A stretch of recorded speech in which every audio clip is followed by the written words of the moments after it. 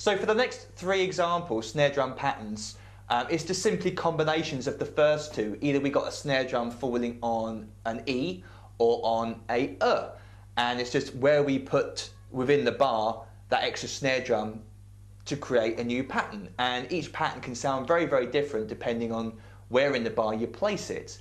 So for snare drum pattern D, we're going to be playing a snare drum on the E of beat 3, which is basically snare drum pattern B, and then we'll also be playing a snare drum on the of beat 4, which is very similar to snare drum pattern A, except the snare drum falls at the end of the bar instead of just before beat 3. So just like snare drum pattern A, where we had the snare drum falling on the of beat 2 and the bass drum falling on beat 3 afterwards, it's exactly the same for snare drum pattern D. We have the snare drum falling on the of beat 4, followed straight away, when you loop it round, by the bass drum on beat 1. So don't get confused by that. When you loop the bar round, beat 1's coming up, the snare drum that falls on the of beat 4 is going to fall in between the hi-hats on the and of beat 4 and beat 1, and the beat 1 is where the bass drum comes down again. So we're getting the 1 snare bass, the bass drum falling straight after the snare drum on the of beat 4. So let me play the pattern for you slowly while counting. 1 and 2 and 3 E and 4 and 1 and 2 and 3 E and 4 and 1. A little bit faster. 1 and 2 and 3 E and 4 and 1 and 2 and 3 E and 4 and 1. And here's what it sounds like at a faster medium tempo.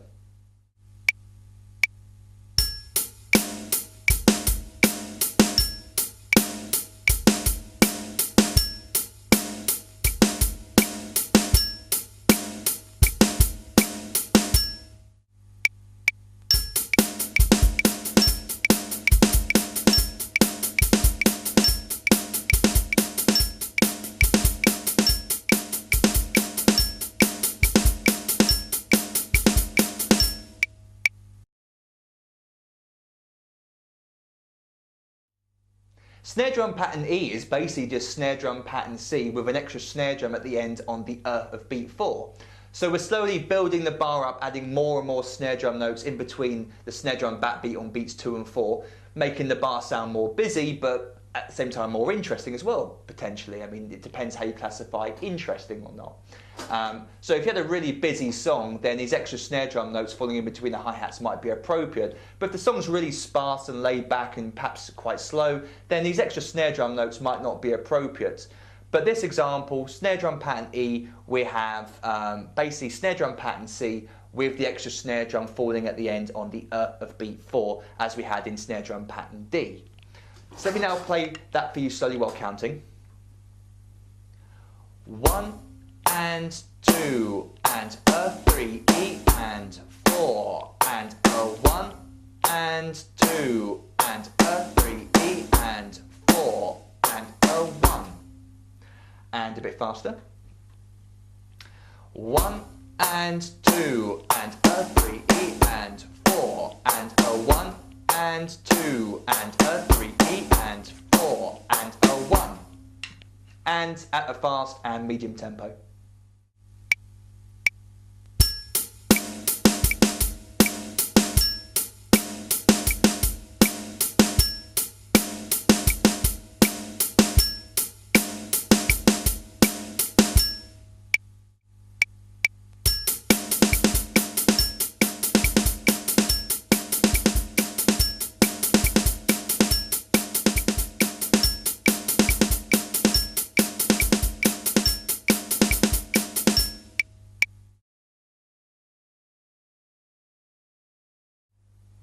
And finally, for snare drum pattern F, what we've got is snare drum pattern C plus an extra snare drum at the beginning of the bar on the E of 1 in between the hi-hats on 1 and another snare drum on the of beat 4 in between the hi-hats on the and of 4 and beat 1. And if we ignore the bass drum pattern, what we've got is the first half of the bar being exactly symmetrical to the second half of the bar. the snare drum pattern at the beginning of the bar, beats 1 and 2, is the same as the snare drum patterns at the end of the bar, beats 3 and 4. So we've got these 2 snare drum notes falling in between the hi-hats in the middle of the bar, but then also 2 snare drum notes falling in between the hi-hats at the end and the beginning of the bar. So when you loop it round, they're actually next to each other. So again, the first half of the bar is symmetrical to the second half of the bar. So when you loop it round, it sounds like the snare drum pattern is only half a bar long, because it is, it's being looped round. But what we've got to look out for is the bass drum pattern underneath. The bass drum pattern I've chosen for this example, beats 1, 3, and the and of beat 3. And when we have the snare drums in the middle of the bar, the of 2 and e of 3, we've got 2 bass drum notes to look out for. But when it loops round back to the beginning, we've only got 1 bass drum note to look out for on beat 1 of the bar. So when you loop it round, it does sound slightly different. The first half isn't the same as the second half of the bar, but if you just listen to the hands, then it is. This is a good example because you learn the same hand pattern, and underneath you've got 2 varying bass drum ideas, the beginning of the bar and in the middle of the bar. So now let me play for you the example played slowly. Listen out for the snare drum on the E of 1, or I should say look out for it, because if you're not ready for it, it can catch you off guard. Remember, it comes just after beat 1, just before the and of 1 on the hi-hat. Here we go. 1 E and 2 and a 3 E and 4 and a 1 E and 2 and a 3 E and 4 and a 1 E and 2 and a 3 E and 4 and a 1. A little bit faster. 1 E and 2 and a 3 E and 4 and a 1 E and 2 and a 3 E and 4 and a 1 E and 2 and a 3 E and 4 and a 1. And let's listen to it played at a fast and medium tempo.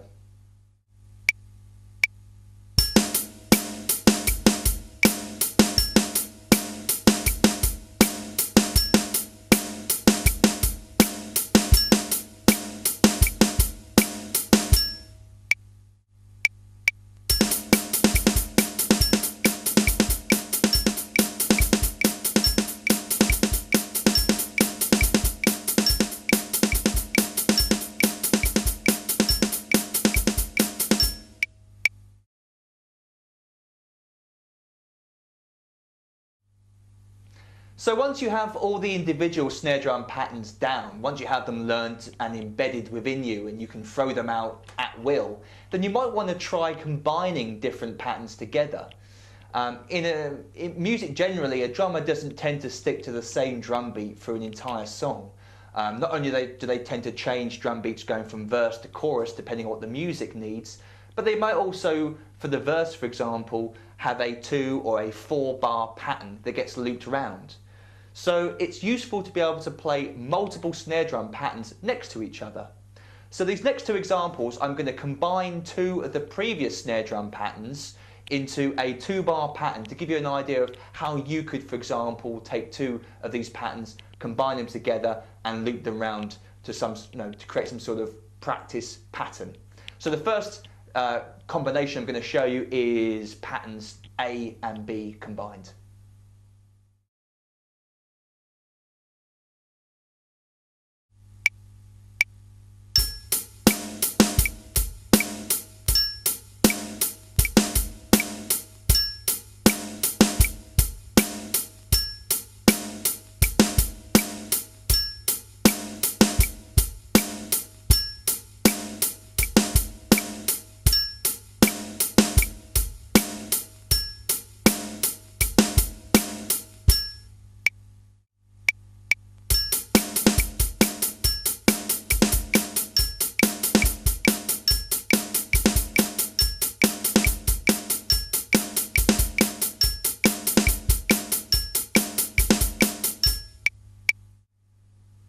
Let's try patterns D and C now.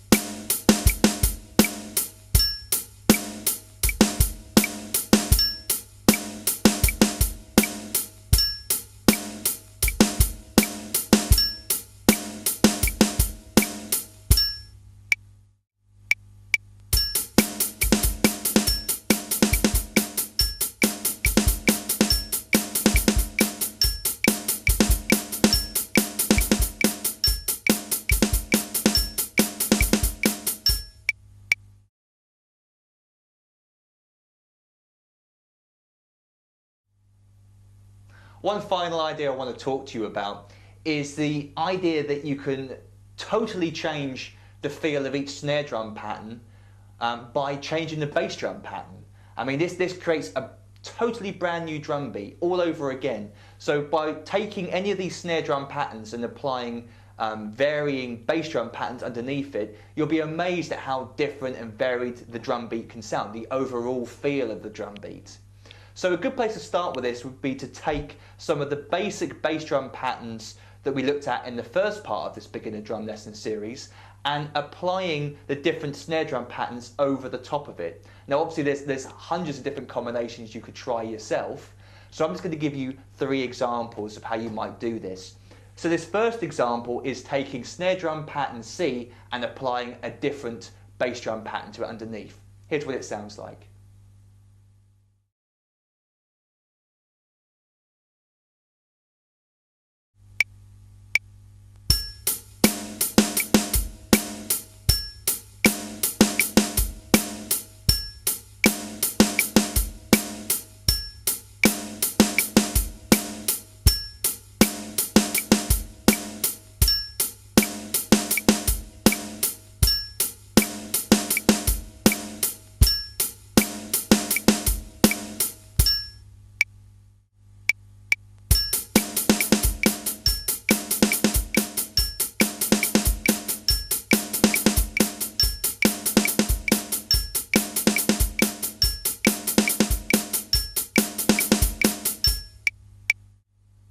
This idea uses snare drum pattern B.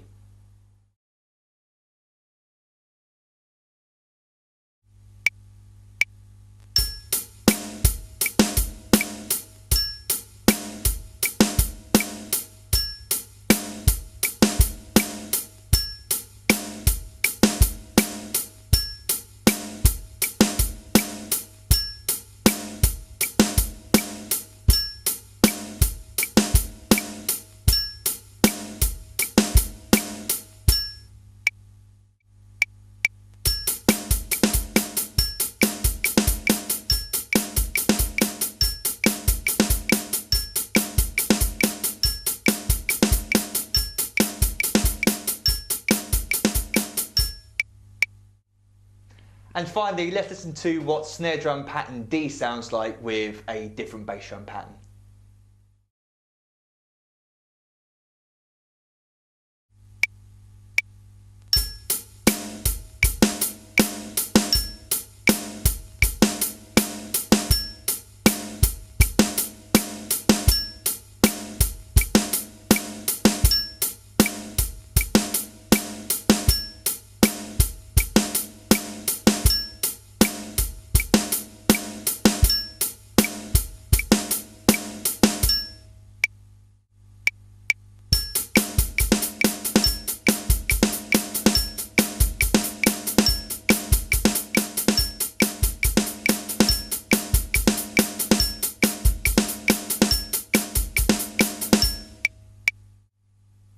So there you go, there's 6 really common snare drum patterns for you to have fun with and play around with in your own time.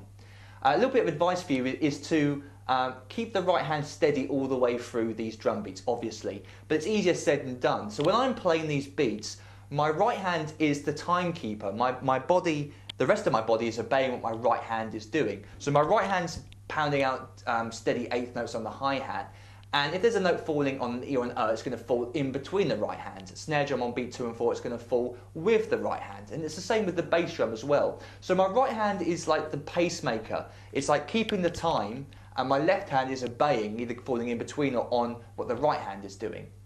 Another thing you can try with these drum beats is to put them with drum fills. So we haven't even talked about playing them with varying drum fills yet. But of course you can do that. So take any of these patterns and play around with putting drum fills starting on beat 3 or beat 1 of the bar. Just make them up as you go along. But it's important to be able to play a drum beat, play some sort of drum fill, and then get back to the drum beat, the same pattern you were playing before.